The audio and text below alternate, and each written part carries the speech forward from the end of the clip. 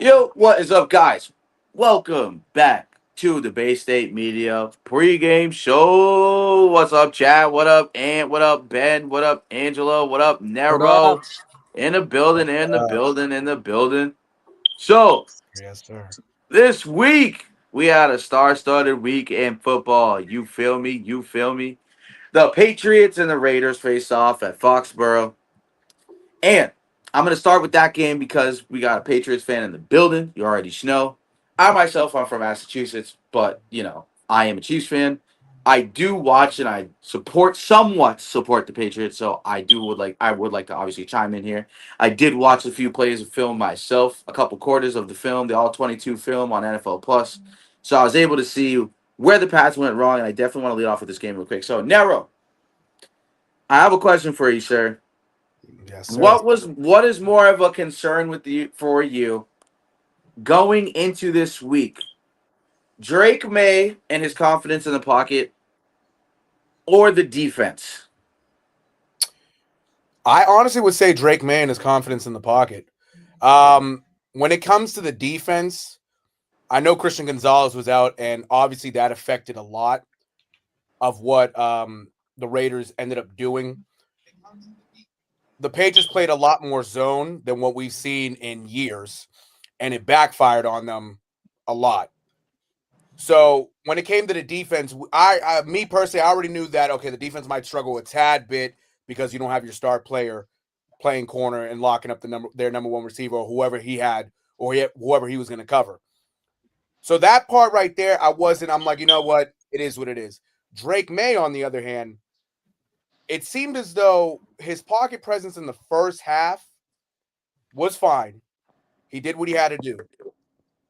Early on in the third quarter, right after the start of the second half, he threw an interception, and from then on, it just seemed as Drake May lost it confidence-wise. It seemed like he was more jumpy in the pocket. It seemed also that it seemed as though guys were open, and he was either scared to throw it to them, or he was too worried about his offensive line, and he was just mainly in his head. So I would have to go with the confidence on Drake May in this one. Defense, you can fix some stuff. You have Gonzalez hopefully coming back soon, but I would say Drake May, he should have at least shown more of a step forward yesterday. I really don't think he took a step forward. In some sense, he took just a tiny step back. Absolutely, I do agree. Absolutely. All right, For the rest of our panelists, I yes, have Ben. some news. I have NFL news All right. that just dropped before when the live started. The Eagles are making a trade with the Jaguars. Uh oh. Uh oh. The Jaguars are sending running back Tank Bigsby to the Philadelphia Eagles in exchange for 2026 fifth and sixth round picks. Wow. I mean, We're What? dangerous. We're dangerous. ooh, Wow. We're dangerous. Wow. That's a stunner. Wow. That's actually a stunner. Wow. We're dangerous. We're I mean, dangerous. it's just, Wow. oh, Hey, Angelo, that we're is horrible. dangerous. That is horrible. wow.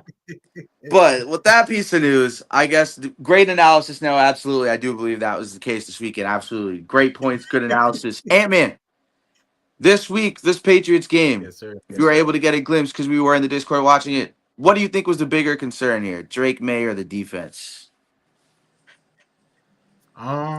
Honestly, I feel like, I know it's kind of the Raiders, but I feel like the defense didn't do all that terrible.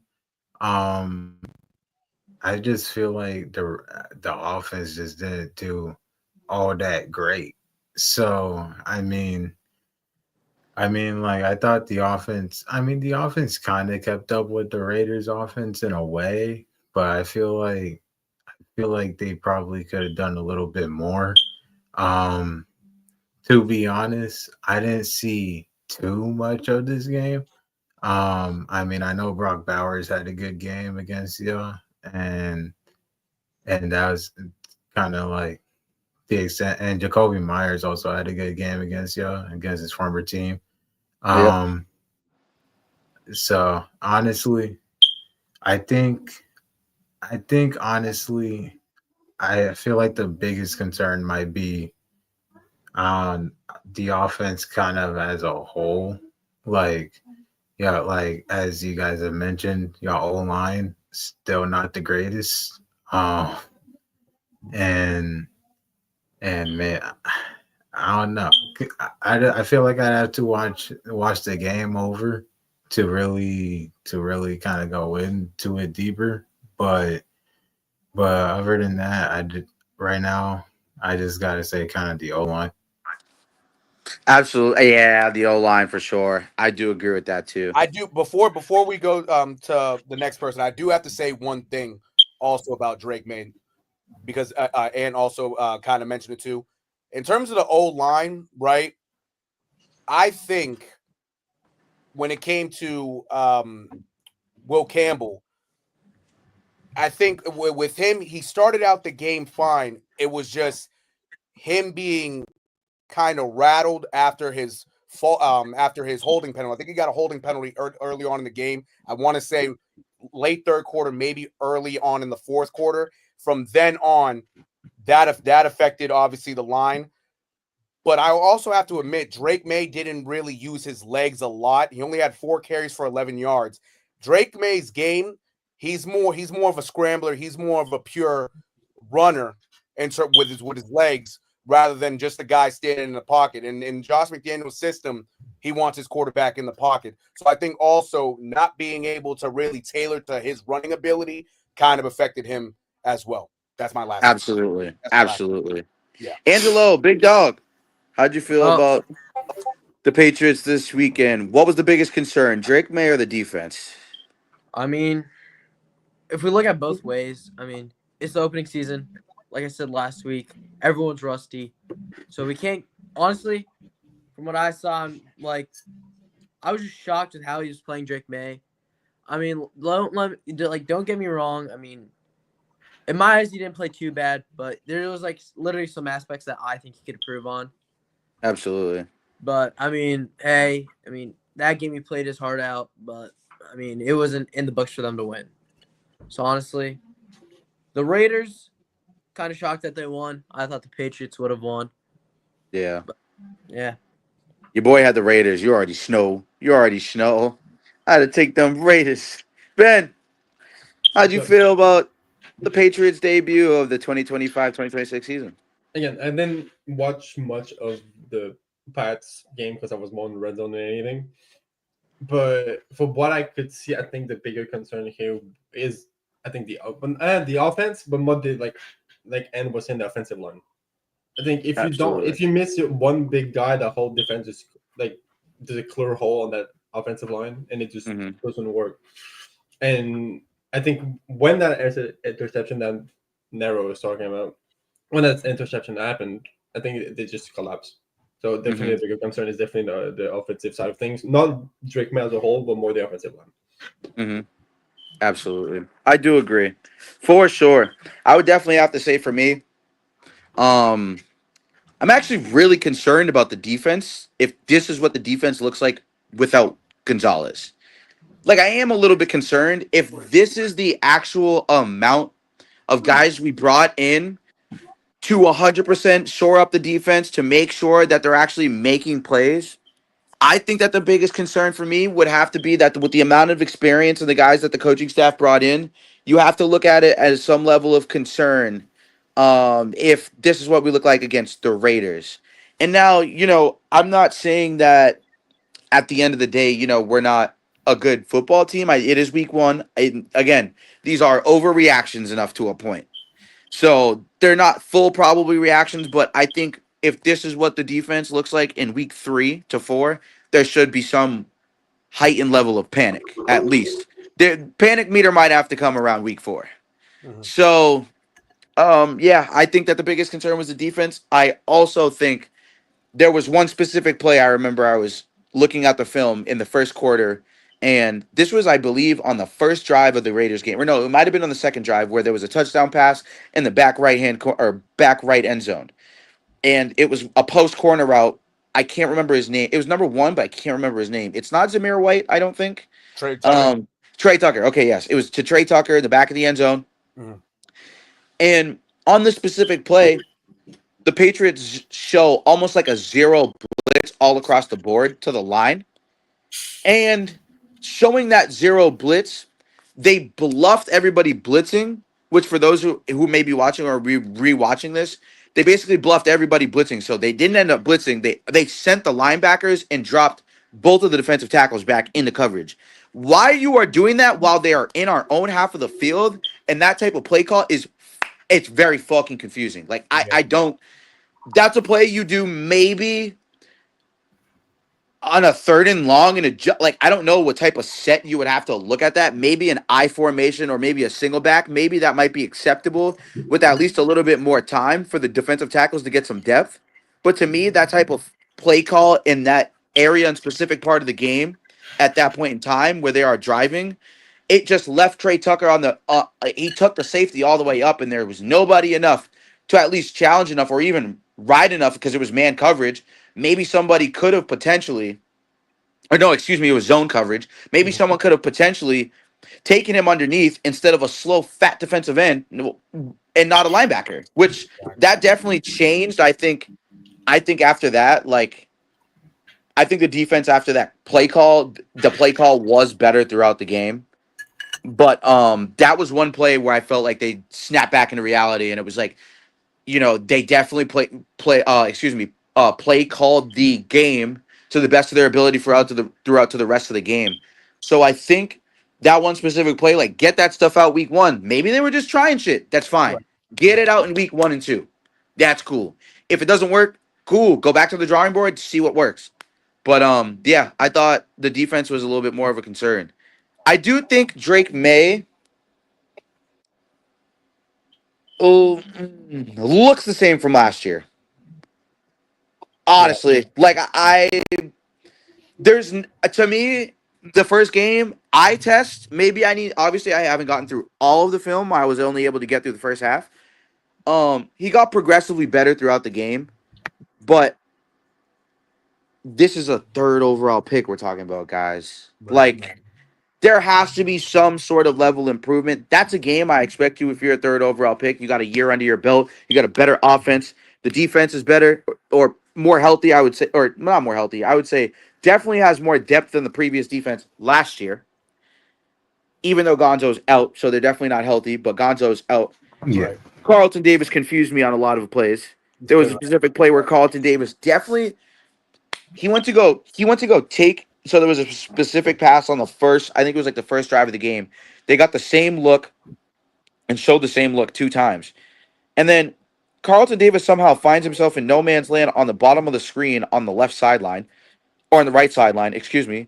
And he's in no man's land covering somebody that's already being covered by the linebacker underneath. If he just goes to cut across, or he at least communicates somehow in his head to go to the tight end who's running across his face in the middle of the field while he is drifting to the sideline, that's like a rookie mistake I would expect a guy to make. Like, Mhm. not a veteran mistake.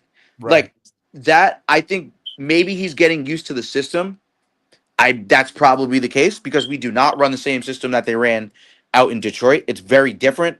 So I can understand if he was just confused and I get it. The Patriots have always run extremely complicated playbooks. This has been a thing for 30 years since Bill Parcells was here. Since Absolutely. before you and I were born. Exactly. But So and I want to feed off of that too, Amari. But that's the shit right there when you're a guy that is often injured, right? mhm. And especially spend a lot of time in training camp on the sideline when you're not out there getting reps, or if you're getting reps, it's only 1 or 2 times per week, and you're doing other shit off to the other field, and you throw yourself out there week 1, and you haven't really practiced that all training camp. That shit right there, that hurts your team too. If you're healthier throughout that whole time, okay, we can figure this out. But if you're just going out there and especially the player you're talking about, you have a Right. guy in front of your face, right? Why are you worried? Why are you worried about? Why are you worried about who? What's the word I want to say? You're worried about these other players who are near you, and you see Brock Bowers literally running right in front of you. Why Yep. don't you just stay on him, or at least put a hmm hand on him, put a body on him to make a play. You let him run free, he's over here getting 15, 20 yards. You got Yep. as a veteran cornerback, even Mhm. if the play is busted, even if the coverage is busted from your other teammates or even yourself, go cover somebody. Don't just stand there and looking Right. like, oh, what the hell is going on? What should I do? No, make a fucking play. Yep. Absolutely. You know, that's Absolutely. football 101 right there. Even if you don't know who the fuck you cover, if the guy's lining up right in front of you, don't put your eyes off him and look at the quarterback. Just fucking cover him, bro. Yep. Simple. Yep. Absolutely. And Yeah. did you think that the secondary definitely played well enough, or did you think the pass rush was an issue? That's a good question. I think I want to tailor this particular. I want to say the secondary, honestly. And the reason I want to say the secondary because okay, Harold Landry gave you 2.5 sacks. Mm-hmm. Caleb Von Chasen gave you a half a sack. Milton Williams had a couple pressures and had a couple quarterback hits. Barmore, he didn't necessarily get to the quarterback, but he had 3 run stuffs, right? So at least Right. that defensive line was doing everything they can. And also, they only gave up, I think, less than 65, 70 yards on the ground combined with Genty Right. and Postert. So that back half of the field literally has to do a better job in zone coverage because up until literally the last drive of the game for the Raiders, Carlton Mhm. Davis, for the most part, besides that play, played good. He played good, had a couple pass deflections, one led to an interception. Okay, boom. And there's one specific play that I'm about to talk about. If everybody's blitzing, right, especially the defensive Mhm. line on a 3rd and 20, why the fuck why do you have your eyes on the quarterback and your man is giving you a double move and he still catches the ball when Right. it's 3rd and 20? Like, and absolutely, you're absolutely right, Amari. As a guy like Carlton Davis, you should be more experienced enough with you already being in the league, 7, 8 years, to know Mhm. that if it's 3rd and 20, just cover your man. Just don't let Yep. him get by you. Him, for some reason, decides to put his eyes in the backfield, and you give up a fucking 30-yard play to seal the game right there. So that just shows you right there that, again, with a guy off injured, especially in training camp, that he wasn't prepared enough in this game. And yes, it's only week 1, but you're a veteran cornerback. Come Yep. on, that's my take. Absolutely, dog. I do 100% agree. A Mhm. 1000%. Mhm. And with that being said, guys, how did we feel about the other games? I guess the next game I'm gonna hop right back to real quick, or excuse not right back to, but I'm gonna hop to real quick, was the Bengals and the Browns. This was a very, very fucking interesting game to me. As you guys know, I am a big, big Joe Burrow D rider. Pause. I love Joe Burrow. I think he's great. I think he's somewhat on skill level, talent wise, par with Mahomes. I just think he obviously does not have the team and the individual accolades to obviously stack that up. But I think the football talent and the IQ is there. So, with that being said, guys, what do you guys think about how the Bengals showing offensively this week from Jamar Chase, Joe Burrow, and T. Higgins? Who I just want to say this quickly: Joe Burrow had 113 yards and a touchdown, and Jamar Chase and T. Higgins both combined together for 5 catches and 69 yards. Interesting, or 59 yards, excuse me, 59 yards. So, Ant, we'll start with you. Who do you feel was the biggest problem in this game? Was it the defense letting up 16 points to the shitty ass Browns? Or was it the Bengals and them not being able to score points on the Browns? Um, honestly, to be quite honest, I mean, I, it was an interesting game that the Bengals were barely able to pull out of. To be honest, like the Browns defense was pretty good. There was one drive where like Miles Garrett got like 2 sacks and almost 3 sacks in a row on Joe Burrow. Um, Mm-hmm. in one possession. That was kind of wild. Um, I feel like 16 points from what we're kind of expecting from the Bengals. I wouldn't say that's like terrible. Um, like with what we're expecting from the Bengals defense, what we've seen their starters do against the preseason, we're not really expecting the Bengals defense to be all that amazing, even if Right. it's against the Browns offense, in which I don't like the Browns offense is not amazing. I Right. don't even think it's that terrible. That they're able to get 16 points, and it's a rivalry game, so it probably brought something more out of them a little bit. And plus, the Bengals defense did end up getting 2 picks, and one of them being pretty important since it was late in the game. So I'm not gonna sit here and go like, "Oh, the Bengals defense was terrible," because it wasn't really terrible. Mhm. Um, I mean, Bengals offense, yeah, the Browns have a good defense. They do, but we've seen the Bengals terrorize good defenses before. Right. Um, like heck, last year Steelers defense. I mean, sometimes the Steelers defense can let up a little bit of high scoring games, literally like how they did yesterday, letting the Jets get 32. But Right. either way, the Bengals have scored high on that defense before, and they in general they just scored pretty good on good defenses. So and obviously in this game that didn't happen. Right. Um, Usually my thing is Joe Burrow. Um, it's a pattern that a lot of us has noticed that some of us might have brushed off and like no, this will probably change this year, and it so far is not really looking like it has. Um, and that pattern is Joe Burrow not being great at the beginning of seasons. Um, Usually Joe Burrow will be kind of eh, like iffy eh, at the beginning of a season. And that showed here because he only had 113 yards with a pretty good offense. Besides the O line, because the O line is the Bengals O line. But either way, I feel like in a way we should have like there's like expectation for the Bengals offense. And so I guess if we were to blame either offense or defense, I would blame the Bengals offense. I mean, Jamar Chase and T. Higgins combining for only 69 yards and only being able to get 5 catches.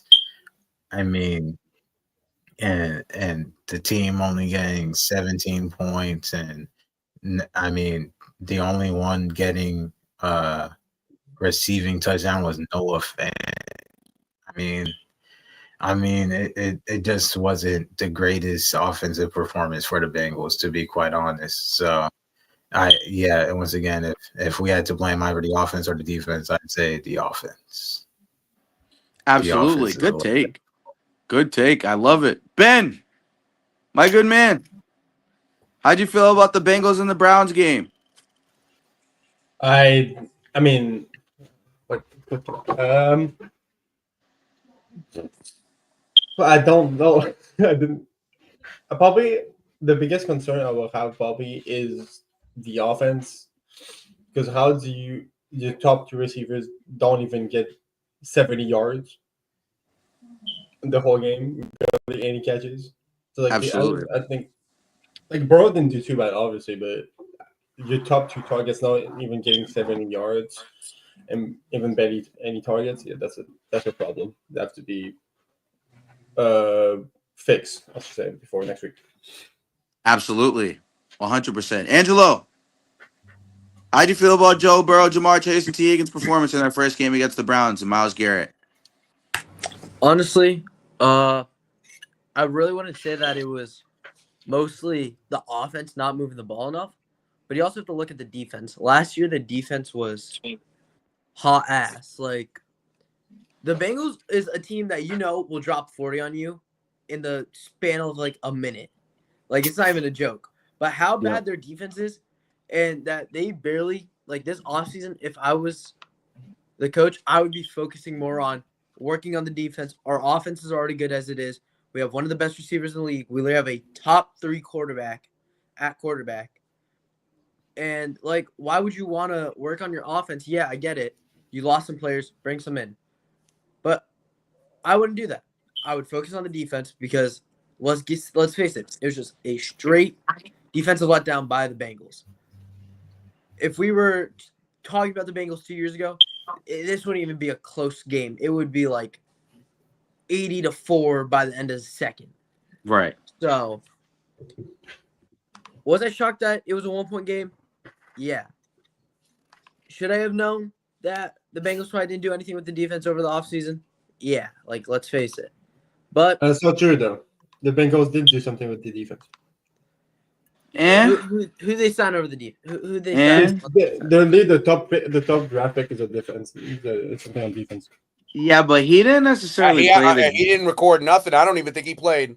He did play. played, but he didn't play so well. Oh, he did. He did play. Oh, He well. did play. And one of my friends who's a Bengals fan did say he played well. So that's one time. All right, continue. Whatever. I don't know. He didn't really seem like because I was watching Red Zone all day with y'all on Discord. He didn't seem like much of a factor to me. Yeah. No. I at least that's from my perspective. But I'll let Nero. What are your thoughts on the performance from Joe Burrow and the dynamic duo there? Honestly, when it comes to this Bengals offense, especially around like the first couple weeks, it's kind of a hit or miss with them because a lot of the times they do start off slow and whatnot. So I mean, kind of seeing how the game played out. I get that they started slow, but it's the Browns, man. It's you got it. For the Bengals, you have Joe Burrow leading you, and you have T. Higgins and especially Jamar Chase lead. As your key skill position guys, along with Chase Brown. I know they fed Chase Brown a lot. Yeah, he got 43 yards on 21 carries though. So that defensive line for the Browns obviously were ready for him. It was tailored to stop Chase Brown from really doing anything. I just can't believe that, when it comes to T. Higgins, Jamar Chase, even guys like Mike Gesicki, Chase Brown out of the backfield, and even Drew Sample, who didn't even record a catch, let alone Noah Fant, he did have a touchdown. Mm-hmm. But you didn't tell me you couldn't really put pressure on that defense to try to stop you in the air. I mean, Right. 5 catches for 59 yards for your two stars, and Jamar Chase is a superstar. It won you the game, right? Because against the Browns, 17-16, all right, a win's a win. But you really got to do more to really put up points. It was really kind of embarrassing. Because I watched little tidbits of that game. I'm surprised that T. Higgins really didn't do a lot more work on freaking Greg Newsome. Greg Newsome, he's smooth. He's all right, but it's Greg Newsome. You mean to tell me T. Higgins couldn't have done anything on him? I get Right. Absolutely. I get Jamar Chase was locked up by Denzel Ward, and even like obviously also seeing double teams towards Jamar Chase. But at the same time, I would have thought T. Higgins would have stepped up a little more. I would have thought Joe Burrow at least would have been able to complete some more passes. So the Bengals offense, I'm not going to say it was truly ineffective because the Browns defense is a smooth defense, for what you call it. But I would have thought the offense did a little bit more. And in terms of the defense for the Bengals, we know what this defense already brings. Trey Henderson's your best player. He gives you pressure. He's a plus defender out there. Everybody else, Sam Hubbard retired. There's not really anybody else right now that's really going to cut it for that defense. Yep. And Shamar Stewart ain't do a damn thing. So yeah, he unfortunately didn't do a damn thing, but and especially against the team that you would expect him to kind of do a damn thing against. Exactly. It's kind of a little bit eye-opening simply because he also was a first-round draft pick, a lottery pick. Mm-hmm. So, that is kind of a little bit nerve-wracking to me. But absolutely. But with that being said, we do have the Bears and the Vikings. Let's do a little bit of a preview. Everybody has their picks, so you guys will find out the updated score table after that game. We will have for you guys once week 1 is over, so you guys will have to wait. For those of you interested, you guys will have to wait a little bit. I saw people excited a little bit about it in a couple group chats. So follow along with the predictions for the panelists. But who do we got? Bears or Vikings? But instead, who is going to be the player of the game and who's going to be the X factor? Who do we got? All Yeah, right. let's start with you. We'll start with you. Yeah, I'll start with me since it's on me. All right. So, I believe the player of the game is going to be Justin Jefferson. The reason I say that is because Jalen Johnson's out. Mm-hmm. Number one corner for the Bears. And most of the time, if not 90% of the time, when they do play each other the last couple of years, Jalen Johnson has been on Justin Jefferson, right? So now your number 2 corner, which I believe is I want to say Kyler Gordon or whoever, is going to mainly factor on matched up on him. Do I think Justin Jefferson should be able to dominate that? Yes, I do. It's Justin Jefferson. You want to know something? Gordon is out as well. Gordon. Oh, really? Okay. Yeah. That's better. That's even better. So there you go. So again, I think Justin Jefferson, he's going to be the X factor. I will say, the player of the game, I should say. The X factor, though, I'm going to say Aaron Jones. The reason I'm going to say Aaron Jones because Aaron Jones, obviously, he provides his running, but he does play very well out of the backfield catching passes. If you can get him in open space to at least get you some first downs, get you some 5-10 yard games, maybe even scamper a little bit to get you a 15-20 yarder, I think he'll play well. I want to say Aaron Jones, rushing, receiving wise, if he can give you at least 80 yards on the ground, 80 yards combined, rushing and receiving on the ground, and maybe add in a touchdown and at least keep the pace going for the game to lessen off the stress on JJ McCarthy and his rookie season because he didn't play last year. I think that's going to be how the game goes. But yeah, I got the Vikings taking it. So yeah, that's my picks. Absolutely. Angelo, big dog. All right. Who do we got? Who's going to be the X factor? The X factor, hear me out. JJ McCarthy. Yes, we didn't see him last year. I'd love to see it. Injury.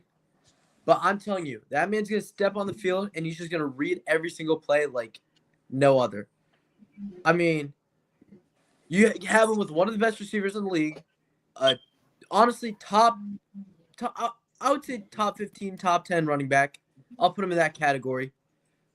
But there's no reason why he should not shine tonight. Like Nero just said, two of the Bears, well, also Benny, but two of the Bears corners are out. So I don't see why Justin Jefferson won't rack up almost 100 yards tonight. And with that, I really think J.J. McCarthy is going to be the X factor. And player of the game, T.J. Hawkinson. Hey! We don't see,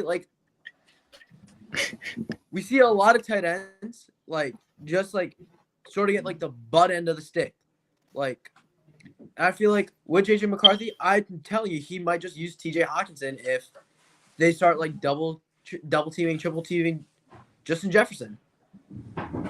If I was in his shoes, I would totally use T.J. Hawkinson. So, yeah, T.J. Hawkinson, player of the game, and J.J. McCarthy, X Factor. I love it. I love to see it. I got both of them in my other fantasy league, so, I kind of need them both to go up.